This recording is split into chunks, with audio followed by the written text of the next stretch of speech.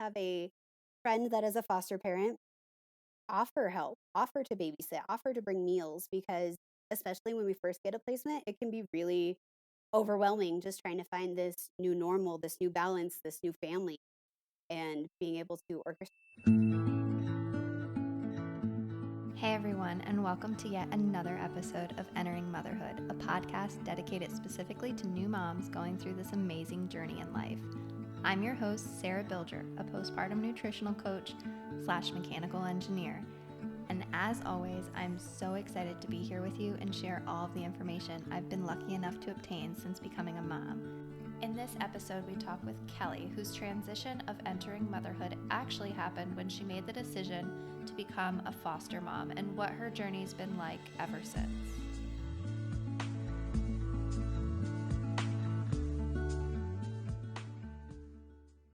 Hello, and welcome to Entering Motherhood.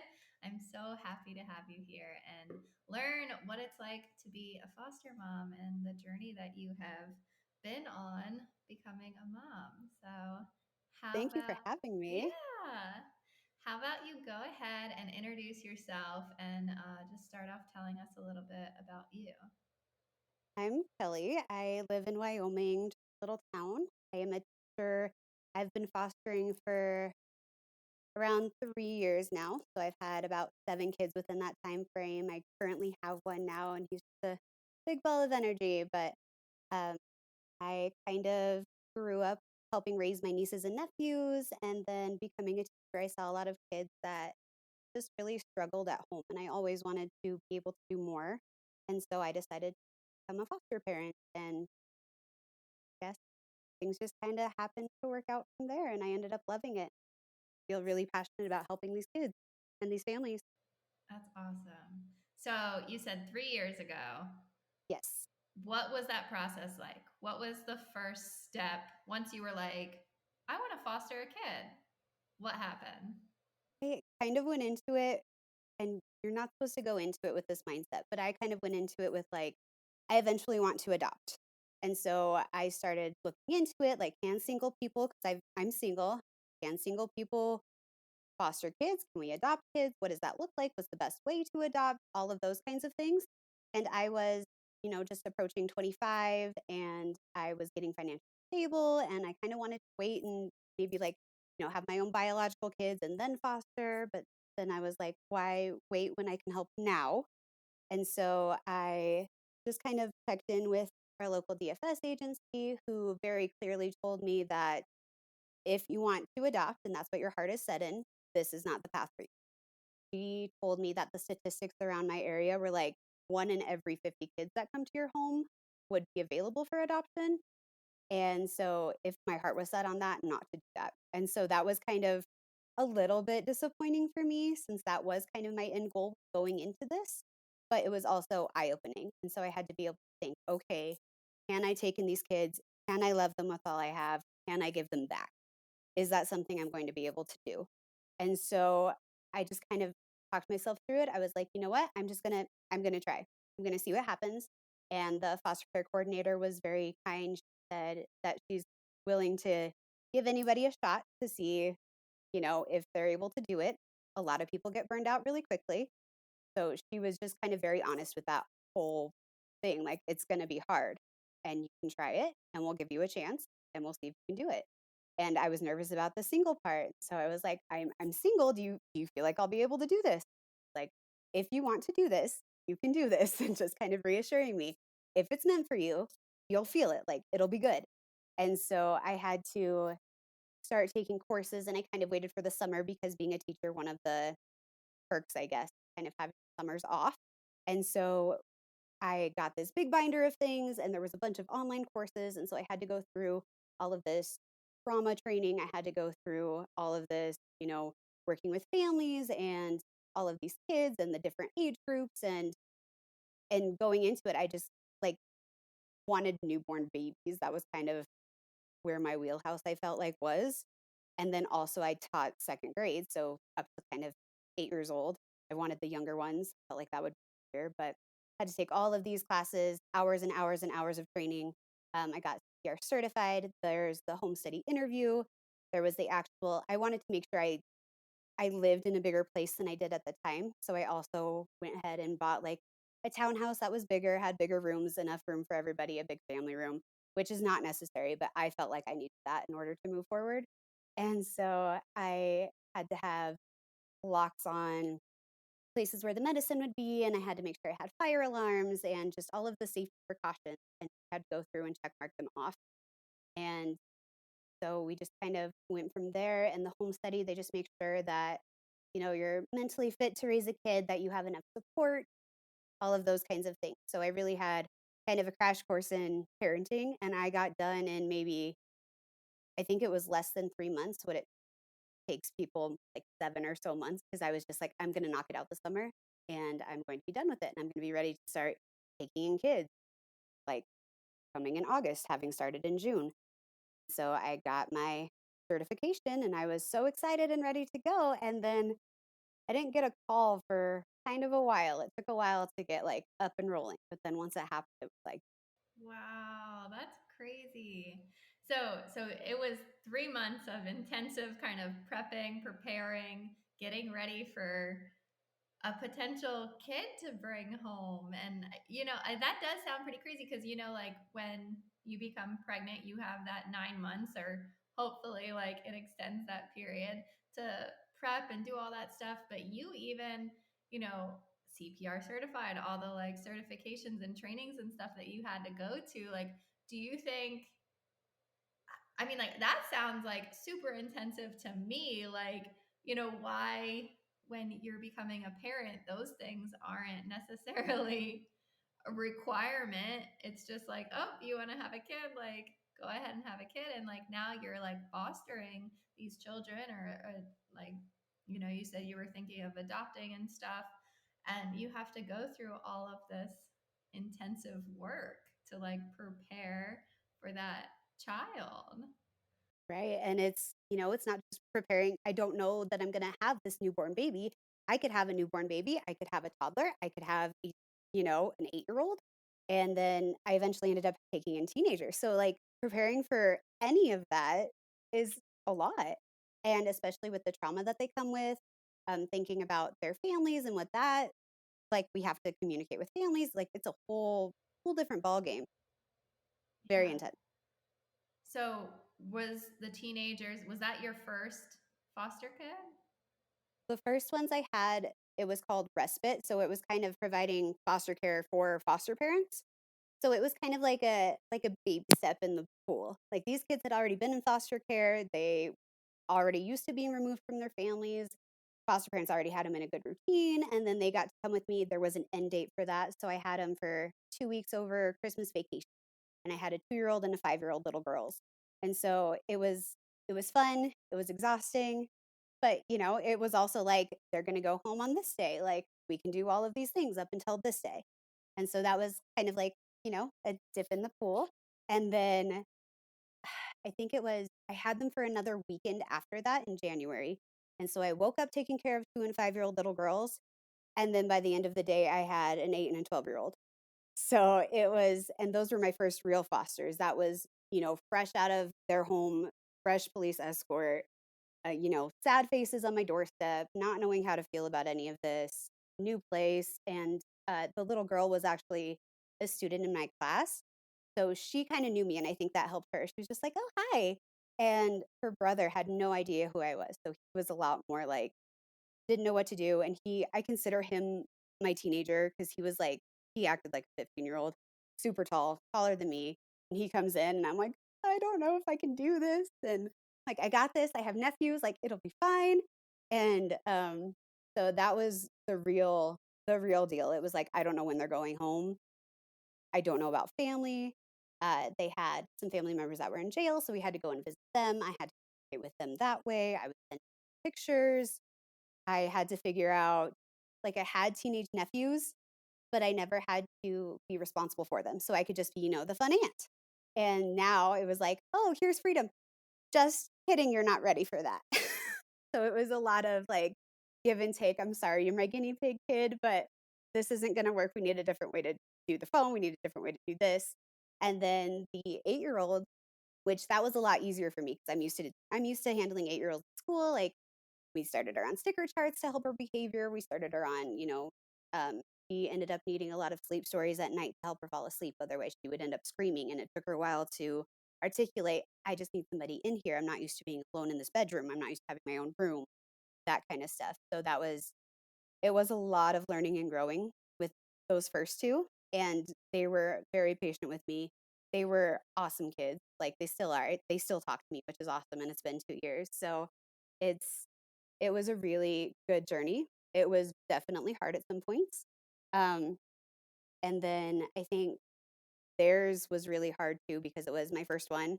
So it was kind of jumping from like I had the girls before and everything, but I knew when it was ending. It was kind of like long-term babysitting. And then now suddenly I was a single mom of two. And I was taking care of doctor's appointments, and with foster care, they have to have well child well child checks in the first month, dentist appointments for the first month, those kind of backfilling everything that may not have been taken care of before.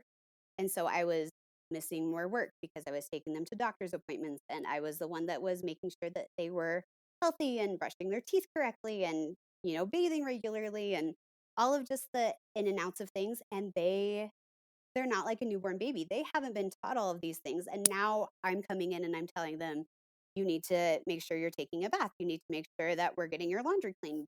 We need to make sure that you're brushing your teeth regularly. And when that's not what you know, kind of hard to just go with it, especially if, a stranger is telling you to do all this stuff and you're not used to having to do it. You're like, why?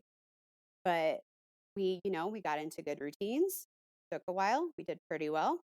And then they also have to go to counseling. And so setting them up with that and finding a good counselor and a good fit for them and making sure that we're working through trauma and making sure we're working with caseworkers, making sure we're having those visits with family when appropriate. And, it was quite a lot on my plate, but I had never, like, I love teaching, I love working with kids. I have never felt more purposeful in my life and more fulfilled than when I was fostering. And so they taught me how fulfilling it could be, put everything I have into somebody else day and night. And they really didn't have much visits. So it was me 24/7 with them, taking care of them, hanging out with their friends. And luckily, my family is very supportive.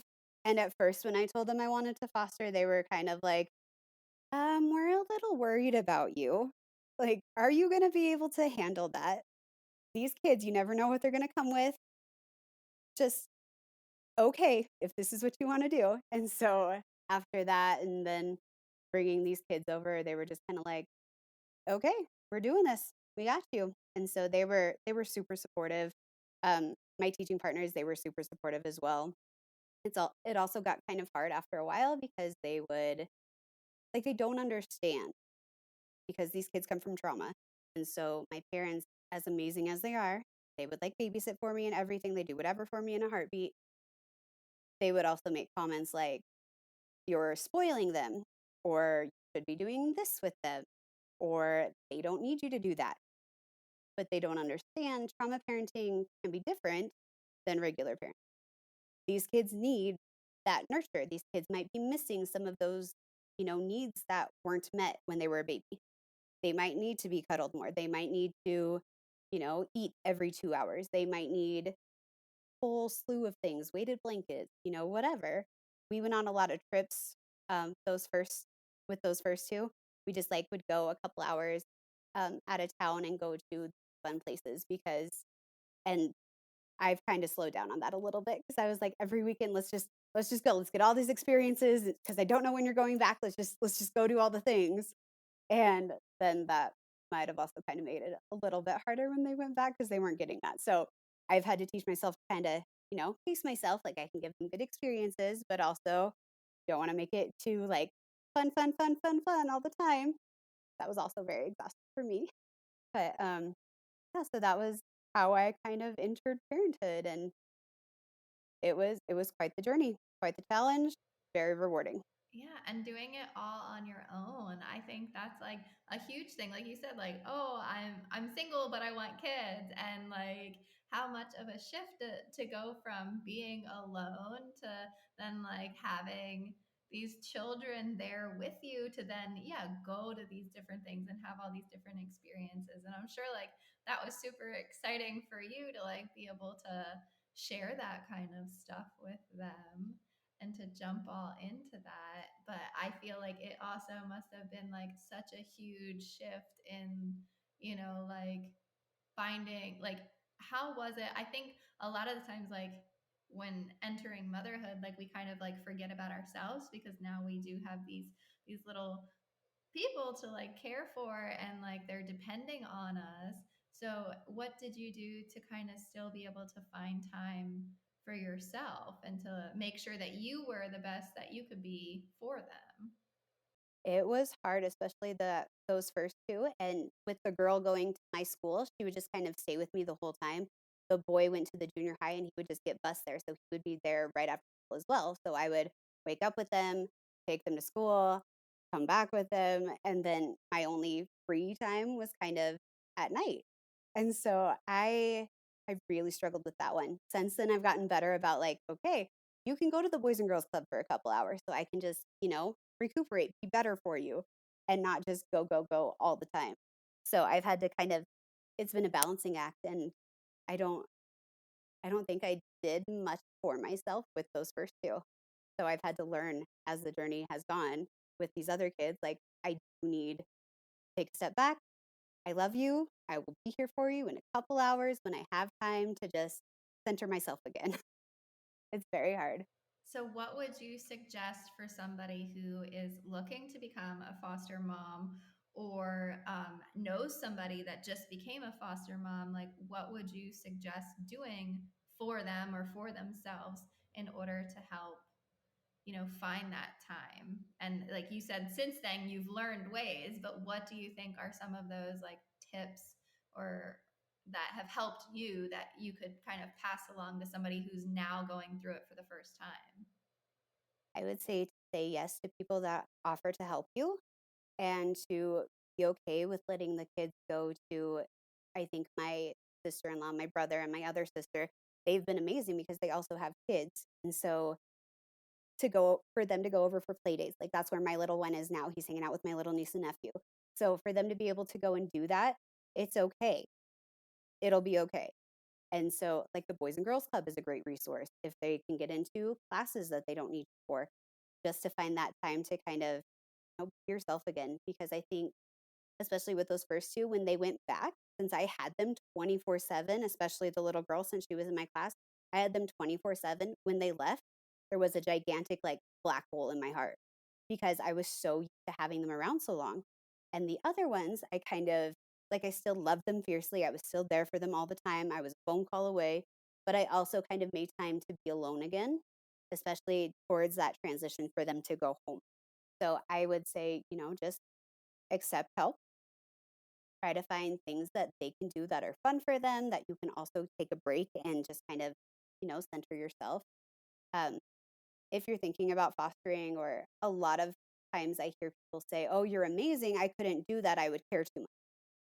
The whole point of fostering is to care too much. We're here to care about the kids and give them love that maybe they haven't gotten before, and then to be able to possibly send them back if that's where their journey. And it hurts. And it hurt a lot, especially with that first one, before I knew what boundaries to put up and be like, oh, no, you probably shouldn't borrow the PS4 because then we're going to get into an altercation about getting it back. And that's just not a place that we want to be when you go home. So being able to, set those boundaries and make sure that it's kind of a healthy cutoff, go be with your family. I'm still here for you. You guys need to learn how to be a family again. And so I think a lot more people could do it than realize it. And, with my foster care coordinator, she was very, just try it and see. So that's always an option. It is a lot of work, but you do learn a lot. You're able to help kids, and it really isn't for everybody. But I guess now, if you have a friend that is a foster parent, offer help, offer to babysit, offer to bring meals, because especially when we first get a placement, it can be really overwhelming just trying to find this new normal, this new balance, this new family, and being able to orchestrate all that. So having somebody that's there. And even if you don't understand completely, because a lot of people in my life didn't. And so just being able to say, okay, like I understand how your parenting is different. I'm sure you know what you're doing. Just don't act like you know when you don't know. Just kind of be there, just support and offer help and what they need. They'll probably tell you. Yeah. So you said, so for the first two, you had a set end date. How has it been since that with the other? You say you've had seven kids Yeah, now? I'm on my seventh one now. So when you first get them, there's like a shelter in place hearing, and that just kind of determines if they'll stay in foster care. That one's within the first couple of days. And then after that, there's a court date every month or two. And so it's just kind of going from court date to court date because you never know when they're going to get sent back home. Um, unless like my first two actual fosters, it was really sudden. Like we had had a meeting on Friday that said, yeah, you'll have it for another few months. That's what's best for them. And then we had a court date the following Monday that was like they're going home within 48 hours packed up. So that was really hard. The ones after that, we kind of had a transition period. It was like, okay, they'll be spending the weekend there. This state, we'll be spending 3 days, we'll be spending 4 days, we'll be spending 5 days, and then we're gonna go home. And that was a lot easier. So, but we don't really know until the court date says, they're transitioning home. Yeah. So what is that process like? Like you go to court and they say, like for your first one, for example, 48 hours, they're packing up and they're going home. What was that like? I wasn't actually at the court date. I was just like at home. And so I would call the caseworker and say, what was decided at court today? And everybody was pretty much like, oh, it'll be the same as it was on the meeting, like not a big deal. And so I was like, hey, just checking in. Just let me know that this is the same. Oh, we need to pack up their stuff and send them home. And so I just started like bawling. And I had my nephews that were over here hanging out with the kids. And I was just upstairs in my room, like trying to pull it together to go and talk to them. And that one was hard. Like I wasn't ready. I didn't feel like they were. There was no transition time. This wasn't what we were expecting. It was so sudden. And so thinking about all their stuff that was everywhere, like in all the nooks and crannies of my house because they live there, and thinking about packing that up within 48 hours and still going to school to keep normalcy, I was really overwhelmed. Like, I don't know how to do this. And then everybody kept saying, well, it can't happen. Like, it's not going to happen. Like, there's still a couple things that family has to do in order to make this happen. And they're probably not going to follow through on it. But you have to be ready just in case. Okay. Okay. And so we kind of started packing up. I told the teenage boy first, and he was like, okay. And then he was like texting people. And then he's like, I'm sad. That's okay. And he's like, but I'm kind of happy too. That's perfectly normal. Like, I get it. I'm happy for you too. But I'm also sad. It's very bittersweet. It's like I'm happy for your family and that you guys get to be together and be a family again. I'm sad because we've been a family for this past however long it's been, and now that's changing. So there was, a lot of tears with all of us, and then some excitement, and they were happy they got to see their family again. And then there was a lot of, especially the girl, she struggled, and I'd see her at school and everything. Just like we just walked down the hallway holding hands. She just needed that. She didn't want to go, and that was hard. And but they got to get their family unit back together, and that's why those boundaries were so important. And I wish I would have had them back then because I wouldn't have left a swinging open door. I would have been like, hey, you go figure out, try your family. Like, you guys have got this. You have to learn how to be a family again. And then I'm here whenever you need. So, it was rough. And then, yeah, the court dates after that, the transition times were much better. I got to know the families a lot more. We were pretty much co parenting and then slowly releasing that responsibility back to them. So that was really cool getting to know the whole family, help the parents to, reassure them that I am there for them and their children. And I want what's best for all of them. I want them to be able to give. So just kind of different with every case, but it's been good so far. So I'm sure now after 3 years, like your friends and family know the deal, like know what's going on. But you said like in the beginning stages, it was kind of like a little, are you sure? Like, is this, so like I guess, what was it like for friends and family when you started to get your first few sets of kids? Getting them, they were pretty supportive, and my nephews, who were around the same age as the teenage boy, they just loved him. And so I could see them getting closer and closer, and it terrified me, but made me so happy at the same time because I'm like, this is amazing for now. What's going to happen when they leave? And it was so hard on them when they did leave. And they called me crying and they were like, we miss him. Like, are you okay? You were pretty much their mom. And I was like, I was. I'll be okay. you know? And then especially I think they worried about me the most after the first ones had left because I was kind of a train wreck. Like it was so sudden first time. Um, and so I remember crying to my dad, like he was helping me pack up all their stuff. And I was just sobbing and he was like, maybe you're not cut out for this. And I was like, but if I don't love them, then I'm not doing my job right. If it doesn't hurt, I'm not doing it right. And he was just like, okay, whatever you say. And then a few months later, I kind of took a long break after that. And then I got a teenage girl, and she was in the crisis shelter. Like, and my mom, I was like, I don't know if I should get her. I don't know if I can handle another teenager. Like, I don't know. I don't know. Especially when with all of this history and stuff like that. And my mom was like, keep thinking about her at that shelter. Like, you have to take her. And so then they started becoming like, yeah, take the kids.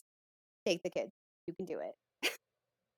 And Oh, so they've just been super supportive. And my little guy now, we went over to my parents' house for my dad's birthday, and he's calling them like Grammy and Poppy like the other kids do. And it's just, they just love it. yeah. So how has that? So you have nieces and nephews. So like your parents were grandparents beforehand, but Yeah. they are like totally in love with the idea of them calling them. Would you say Grammy and Grammy and Poppy. Poppy? Yeah. Yeah. So he was asking for cake. He was like, thank you, Grammy. And like, happy birthday, Poppy. And my mom just looks at me. She's like, he's the sweetest little thing. Oh, and how old is he? He's 8. That's so sweet. And so, what is it like? I guess when you're kind of like out in public, let's say like grocery shopping or something with them, like everyday normal activities. Like what is that like? It depends on the kid and it depends on who we see. And sometimes I actually met one of the moms before we were technically allowed to meet at Walmart. And so I was like, I don't know how this is gonna go. Like, hi, how you doing? And it actually ended up going really well, and then we ended up becoming friends later. But it's very odd, and they'll see somebody that they know, and they just kind of look at us like, "What are you doing together?"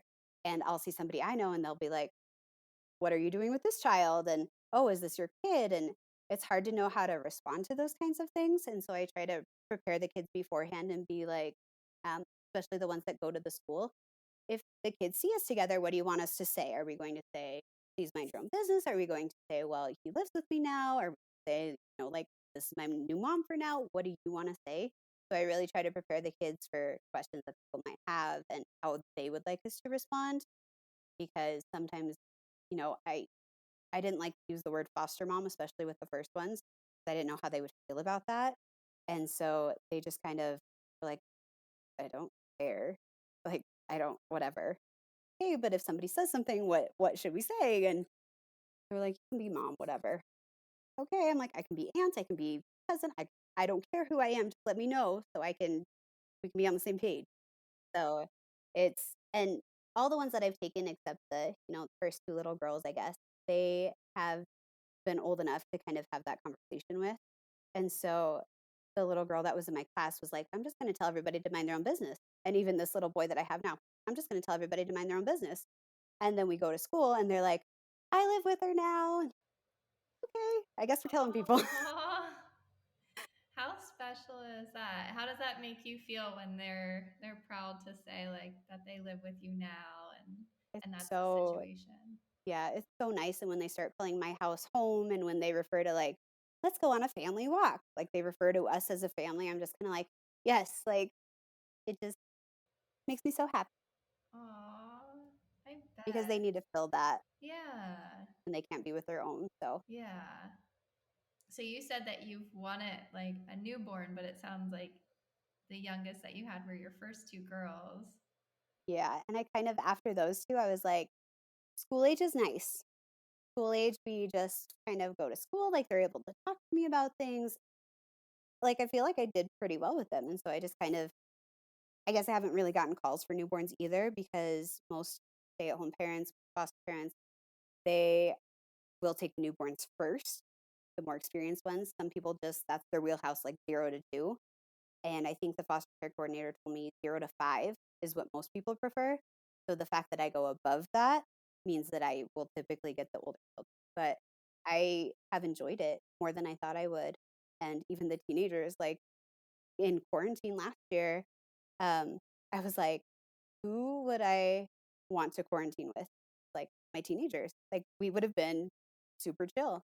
I don't know if they would have gotten any homework done, but we would have watched like Gilmore Girls together all day or, whatever. And it Yeah. would have been cool.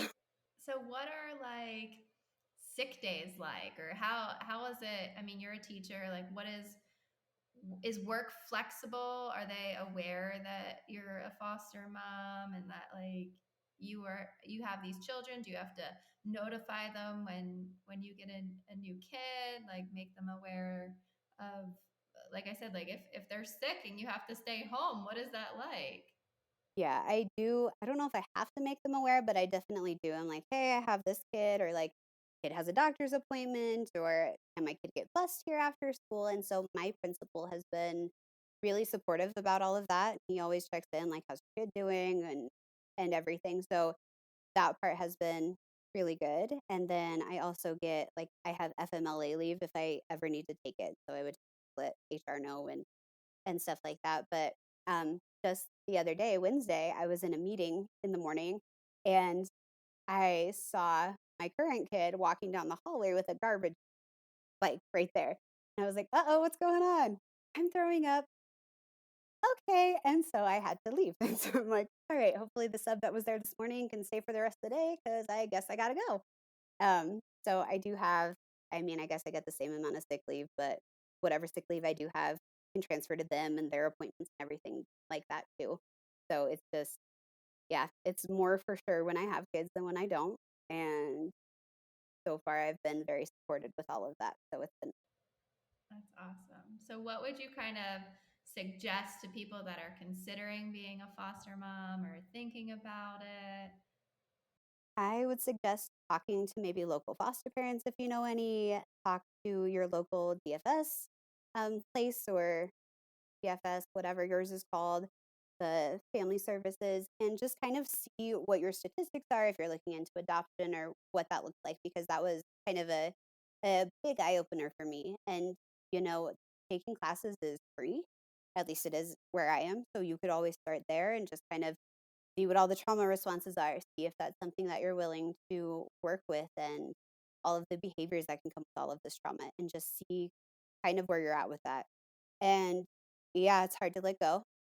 Yes, it can be, it's hard to think about how much you love them and then the possibility, the probability of having to let them go. But also, if they don't have someone who loves them, then it's kind of not worth it to be a foster parent. They need that love.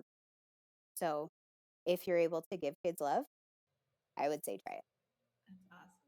Do you think this is going to be something that you stick with for a long time, or where do you kind of see things going, I guess, like as you, um, Oh, that's hard because I knew I wanted to be a foster parent from kind of a young age, but I always thought I would be married and have my own biological children first. Like I wanted that to happen when I was young.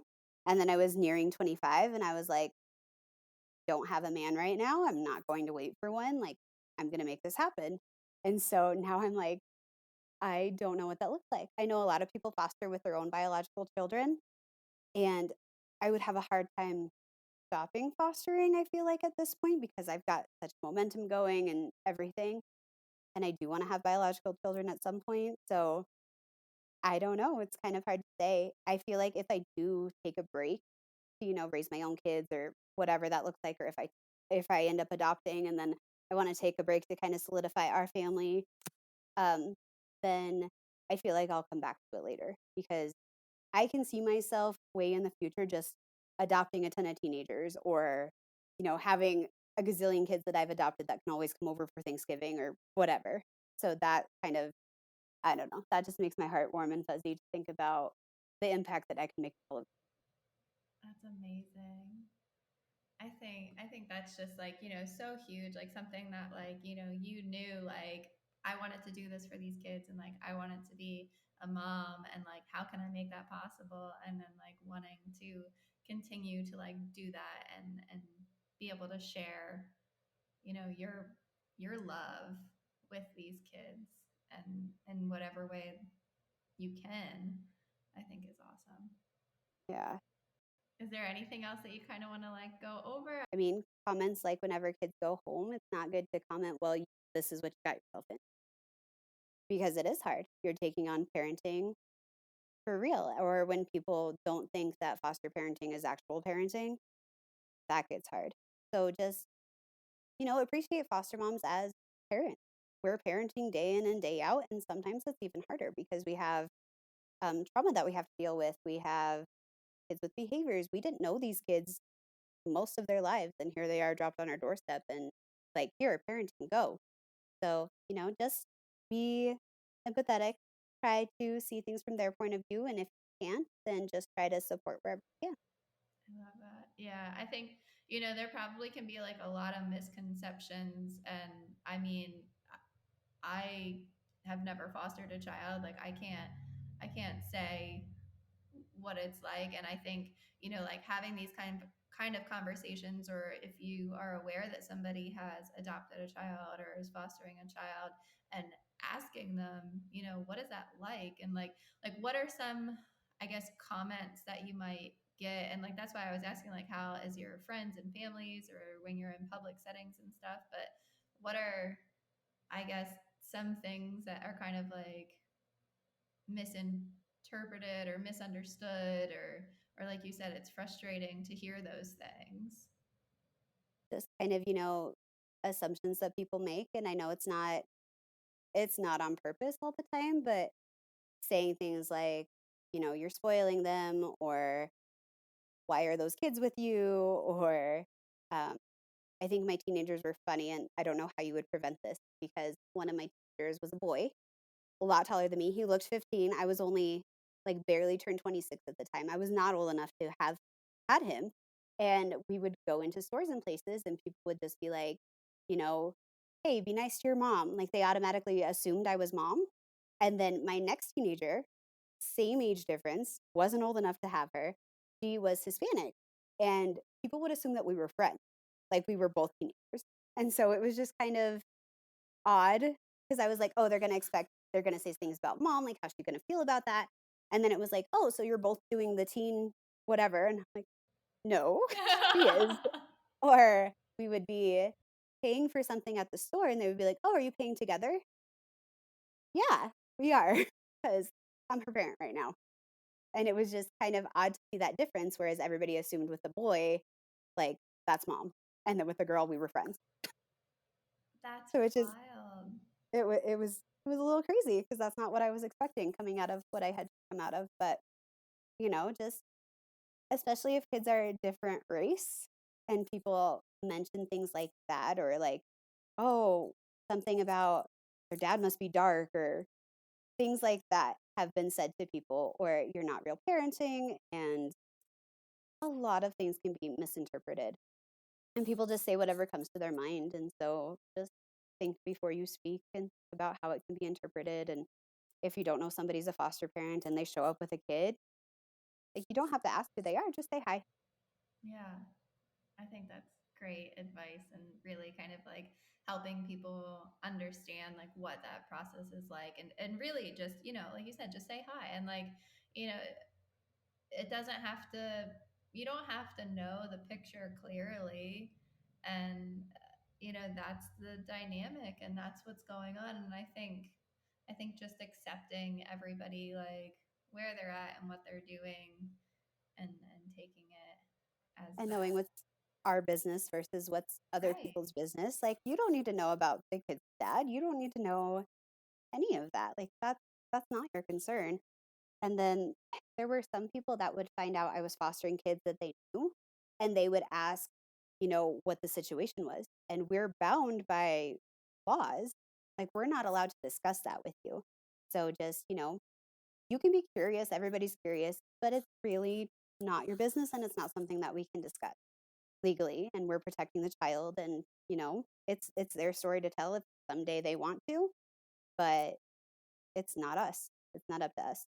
Yeah, I think that's really important to like understand. Like, I think naturally as humans, we get a little curious and like we kind of like, oh, well, what happened or something like that. And like just understanding like it's none of your business. Like you said, like that conversation that you have with your kids when they first come and like, how do you want to approach this? How do you want to, call me or what is this? What is it? And I think just having that phrase like it's none of your business is perfectly acceptable and fine to have. Yeah, and people feel like it's not like they have to come up with an excuse, but really it's not. The kid has nothing to do with you. It's their story to tell. They don't have to tell you.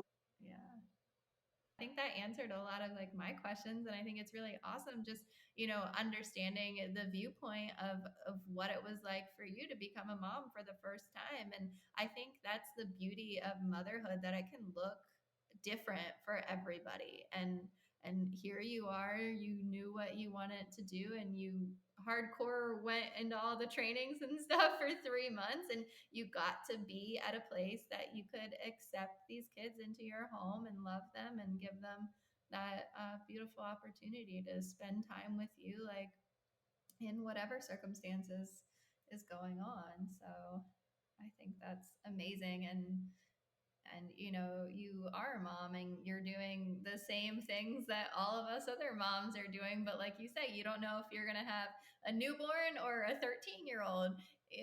you know you're getting thrown into whatever situation is coming. And I think you don't we slowly like Rosie's 1.5, and like I've gotten to have like each of those little tiny stages to like I'm learning, she's learning, but to have to just jump in with Fully blown children, yeah, yeah. diving into the deep end. Right. And like you said, like all that, the trauma and the things that they're going on with, and coming from like a different dynamic, and now even the habits and everything that maybe weren't established in their family unit before.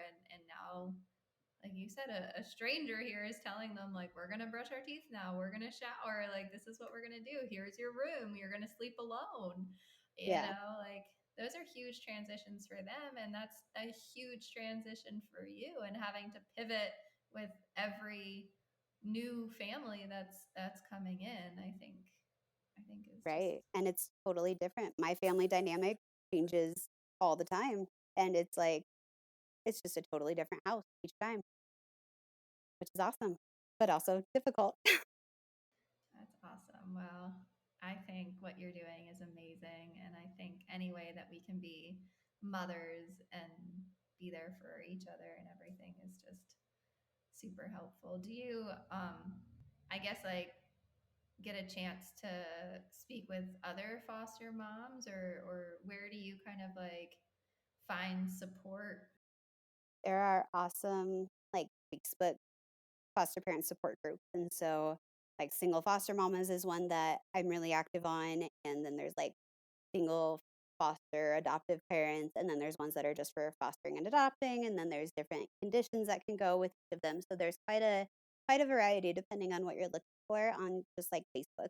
And that's been really helpful because as supportive as my family and friends are, they also don't understand firsthand what any of this is like. So being able to go there and ask questions and get support and feedback and everything has been amazing. I don't know if I could do it without them. It just felt so lonely when that kind of newness of, "Oh, you got a new placement, let's support you." And then I don't understand what you're doing, and so I'm just kind of gonna kind of back off. So it was nice to have them in between all of that. Yeah. And that's something that you want to try to get going and building and everything too, right? Yes, I would love to start a community that helps support foster parents and book studies and all of that. So hopefully soon. Yeah. What would that kind of look like for you? I would think it would be similar to a Facebook kind of support group that's going, but I would also want to do, book studies and maybe have journaling and like therapy resources because it's a lot that we take on our plate. And even as mothers, even as people, like everybody has a lot on their plate. And so just having all that support, all those resources in one place and good books that we can check out because I didn't know that there was a whole slew of other books that weren't required to become a foster parent that would be amazingly beneficial as a foster parent. So, I would like to compile all of that, have a community where we can ask questions and support each other and all of that. So hopefully I can get that up and running soon. Yeah, yeah. And if you have any, like special books that you want to suggest, I can attach them in the show notes and share them. Or if you want to, let us know how we can contact you and where we can find you and stuff to, if we have questions more in depth of what it's been like to be a foster mom, and if people are out there considering it or thinking about it, how can they reach out to you? I have an Instagram and it's kind of lonely looking right now, but I'm going to get it up and going a lot better soon. But it's just called Fostering Solo. And some books, like The Connected Parent, has been a huge one. It kind of goes into TBRI kind of things, which is trust based relationship intervention. And it's kind of, you might have an 8-year-old, but they weren't rocked as a child. They weren't given all of these things that they needed as a child. When they cried, nobody came. So how we can address that now that they're 8 years old, like they still need that. That's part of the things that they and so it kind of dives into that, how we can deal with behaviors from a more understanding perspective and not a punishing perspective. And so that one's been really helpful. There's also The Explosive Child, and I don't remember the authors off the top of my head, but The Explosive Child was really helpful with my last foster daughter because she was very explosive. And so I was like, I was starting to lose my cool, and I'm like, I need something to help me not lose my cool because I know that's not what she needs. I know she's reacting out of a place of trauma, but she really knows how to push my buttons. And so that kind of helped me just take a step back and like, hey, this is what I need to do moving forward. So those two have been amazing for me to be able to read. Awesome. That's so neat. This was such an amazing conversation, and I'm so happy that we did this and put this together. And I just, Thank you for having me. yeah. Well, this wraps up yet another episode of Entering Motherhood. I hope that you have found this episode helpful, and if you liked it, please share it with others who might also benefit from this information. If there's anything that you'd like to know more about, or maybe you know someone who'd like to be on the show, please visit my website, enteringmotherhood.com. I'm so thrilled to be going on this journey with you and getting the amazing opportunity to help moms during this postpartum experience. You can also now find us on